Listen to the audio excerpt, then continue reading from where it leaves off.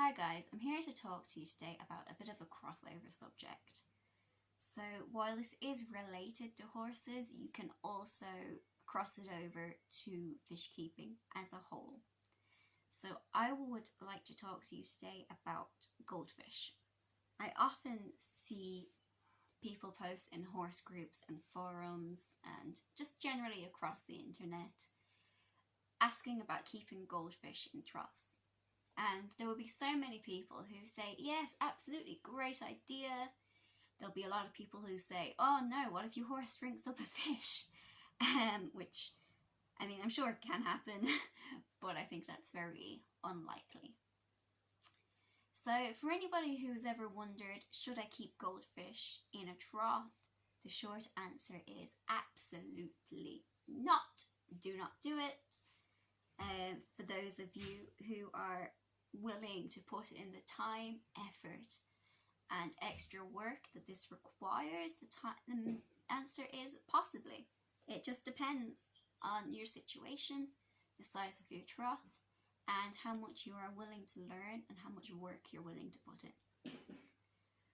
It also depends on your reason for wanting to put goldfish in a trough. So I'm going to start by talking about a few misconceptions that we have about goldfish. I'm not sure where this one came from, but people believe that putting a goldfish in their trough will make the water cleaner somehow. I think it's something to do with eating mosquitoes or something like that. But basically, goldfish will not keep your water clean. In fact, they will muddy your water. They will make your water absolutely filthy.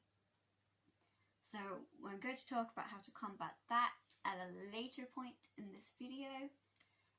The second misconception is that a goldfish will only grow to the size of its tank. This is not true. It appears as though they do, but in reality they absolutely do not grow to the size of their tank. What happens instead is their body stops growing. It appears as though it stops growing, but their organs continue to grow. So I'm sure you can only imagine the pain that they feel as their organs continue to grow, and eventually they just squish up. They can also develop some problems from being in a small tank to do with their skeletal system. So I made the mistake when I was about 10 of buying a goldfish and putting it in a tank. And he ended up with a bent spine. He unfortunately didn't make it. At the time I felt like this was unfortunate, but looking back, I'm glad that he didn't, because he would have lived a life of pain. So speaking of pain, the third misconception is that fish do not feel pain. I have no idea why people believe this when they have nervous systems. They feel fear.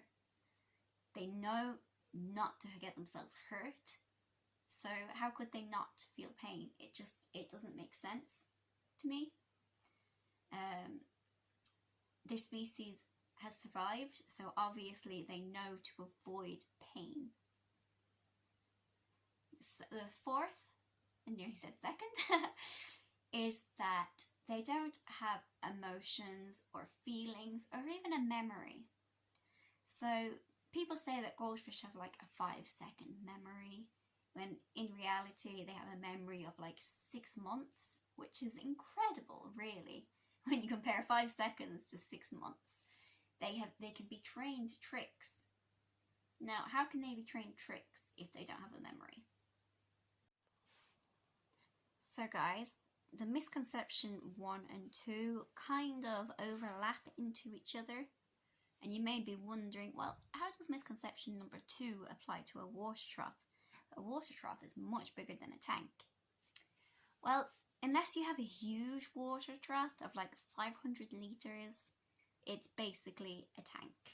Goldfish are huge creatures that are meant to live in ponds and lakes, so they don't do well in a tank. The average goldfish needs a minimum, absolute minimum, of 80 litres of water for one single goldfish. and this varies depending on the types of goldfish. So some fancy goldfish need slightly less as a minimum, and some other goldfish require more as a minimum. It kind of depends, but the average is a minimum of 80 litres. So if you have a 200-litre tank, for your absolutely minimum stocking requirement, the most you can have in there is 400 litres. But that's pushing it, because when you first get them, they're going to be babies. They're going to grow. They're going to get bigger. So how are you going to keep it clean if you have 4 absolutely filthy growing goldfish in your 200-litre trough? You're not going to keep it clean by cleaning it out, because if you do that, you're going to be adding other pollutants in the water like chlorine. You're going to be messing up with the biological filtering process of the tank, and in the end you're going to make your goldfish sick. So how do I keep it clean, you may be wondering? So you're going to need a filter, at least. You may be thinking, but the horse drinks the water and I'm filling the water back up. While that is true, that is only mechanical filtration, and it doesn't deal with particles that are drifting down to the bottom. You also need biological filtration. So this is your gravel. You're going to need bacteria in your gravel and in your filter to biologically break down the ammonia and nitrites and nitrates to get rid of it and keep your water clean. If you don't do this, what's going to happen is they're going to build up, and your poor old fishy is going to end up with chemical burns. It's going to live through a lot of pain. It's going to become susceptible to diseases because they have a protective layer called their slime coat, and when too much ammonia builds up, that slime coat gets worn down. This slime coat acts as an immune system. Once that slime coat is breached, you're opening them up to all sorts of diseases. I feel like every time I get like 2 minutes into a recording, someone walks past and makes a big noise. So now you know that you need a filter at a minimum, along with a surface for good bacteria to grow on, such as gravel. Now you also need to consider your water, the quality of the water that you're using. So the last water you want to use is water that is stagnant or water that is from your tap. So stagnant water is obviously just not going to be very nice for your fish or for your horse. Your fish isn't going to want to live in it. It's going to be filthy. It's going to be yucky. It's just going to be horrible. And it's probably sludgy as well, and it's going to stink. So you also don't want to use tap water. Anybody who's had goldfish, even in a bowl, probably understands this. If you have your fish in a tank, you can use a chemical that takes away the chlorine. You just put a few drops in, depending on how big your tank is. Now, obviously, you do not want to be using this in your horse's trough because you're adding a chemical into your horse's drinking water. So that's just not good. So now you may say to me, but I have a stream. Can't I collect water from my stream? I'm sure you could, and it would be better than tap water, but you risk introducing parasites to your fish. Hey guys, I'm just pausing it here because my video corrupted. So you can use tap water if you allow the water to sit outside with access to the air for a few days. Because chlorine is a gas, so if you leave it for long enough, the gas is going to leave the water and go up into the air. So that is one way that you can make sure your water is suitable before you add it in.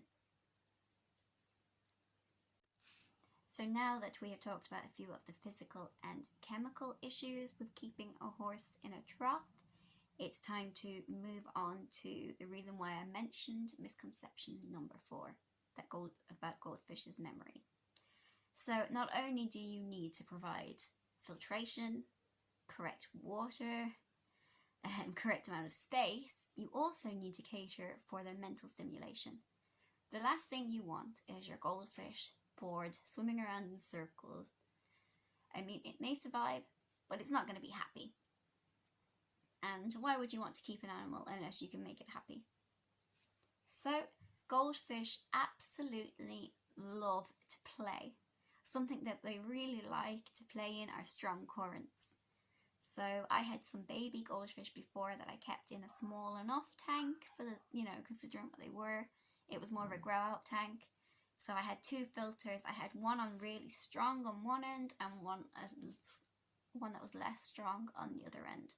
And they used to love going and swimming through the jets, and when one got tired, he'd swim out of it instead. But they loved swimming through it. They loved their bubbles, and that also helps oxygenate the water. They absolutely love to do that. They are also scavengers, and they love to sift through gravel, so you need to provide lots of places for them to play and explore their curiosities, in much the same way that you should give horses stimulation. So, what else do they need? They need cover. So, the biggest problem with goldfish is that they are renowned for destroying almost all plant life. But plant life is important when they are in a trough, because they're open to birds and cats and dogs. They're going to feel like they're in danger every time the horse comes over for a drink. They're scared of shadows because shadows are potentially predators coming to eat them. So they need places where they can flee from the shadows that are also safe and won't injure your horse. So safe plants are your best bet. So with goldfish, you really want plants that have a nice coverage. You're going to want some plants on the bottom to help with the filtration. The chemical and biological filtration. One thing that you are definitely going to get is lots of algae, which I personally don't have a problem with in my fish tanks. I don't see it as that big of an issue. If it takes over, I can give it a clean. It is all part of, nature's natural process of keeping the water clean. But obviously you're not going to want algae in your horse's trough. So plants will help to combat algae. Fish will help to create algae. So basically every single thing that you are going to do, you're going to have to counteract it with another solution. So to recap, you can absolutely keep fish in a trough if it is the right size, you have the correct filtration, and you provide stimulation and safety. So they are the 4 things that your fish need above all. Now this is going to be a lot of work, so if you are willing to be constantly having to balance out water parameters and planning ahead, and you agree to never put sun cream on your horse's nose, or never spray fly spray near their face or on their neck, this is something that you can do, and it will help with mosquitoes, a little bit at least. You probably won't see as drastic results as you expect. Another issue is that you are absolutely going to have to feed your goldfish. Don't starve your goldfish. You are going to have to feed them. This is a misconception that people have with all sorts of animals, where you think that they can just fend for themselves. At the end of the day, it's a trough, not a lake. And if you do decide to go ahead with a goldfish, I wish you the best of luck. I'm going to add a few little videos at the end of this of my new rescue goldfish, their current tank, and their future tank. So thank you for tuning in. If you are interested, I would highly recommend that you have a look into cycling your tank, have a look into common fish diseases, common fish parasites, and be prepared that you may need to isolate fish, so have a separate medicine tank set up in case you need to administer any fish medication. Understand that this is an expensive process, and it is far easier to just keep your water trough without fish and clean it out when it needs to be cleaned. But if you do love fish and you love keeping them, or even you've realised that you've bought fish and you have an inappropriate setup, so you're considering moving them to your trough, and you're willing to put in all of this work and do all your research, then go for it, and I wish you the best of luck. Hey guys, so I'm introducing you to my new fish. They were advertised free to a good time on Facebook. They came with a bowl, a net, food and chlorine remover. So I currently have a big barrel of water curing for them for the last few days. I'm having their little trough set up. So their trough is about 200 litres, I would say. I'm going to have to get some things to add in there, but as this is a rescue and it wasn't planned, I don't have everything on hand, which is something I'd recommend you do before you buy some fish for your trough. They have a few issues. I can see that one of them is missing a few scales on one of their sides, and the other one has what looks like bacteria, a growth of bacteria or something on his head. So I don't think I'll be able to capture that on the phone. Overall, I'm really looking forward to introducing these guys to a proper tank and a proper setup and giving them a happy life.